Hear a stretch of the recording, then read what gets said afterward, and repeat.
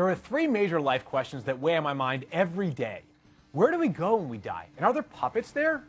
Is the bear of bad news a talking bear or just a man in a bear suit?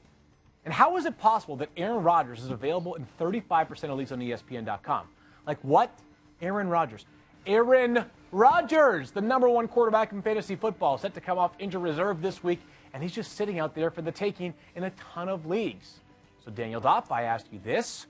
What do you see out of Aaron Rodgers in Week 15? First off, Rodgers needs to be rostered in every single league across the board. The question for me is, though, am I able to start him in a win-or-go-home matchup in the first week back? I'm a little bit worried that I throw him out there. It depends on who else I have at quarterback, but can you trust him in Week 1 if you lose, knowing that Aaron Rodgers might not have been totally ready to come back? Wait, aren't you a Lions fan? I am. It has nothing to do with it. You're supposed to know the brilliance of Aaron Rodgers. 100%. Of course you can trust him. He would be a top probably 3 play for me when rankings come out later this week for Week 15. Okay, so then my next question is, can you trust Jordy Nelson right away with how bad he has looked? Because the other Packers wide receivers haven't looked as bad with Brett Hundley. Think about this. In the full 16 games before Aaron Rodgers' injury, Jordy Nelson was the #1 wide receiver in terms of total points in fantasy football. To me, yes, Jordy Nelson vaults right back up into that top 10, maybe top 15 for wide receivers for Week 15. Okay, all right.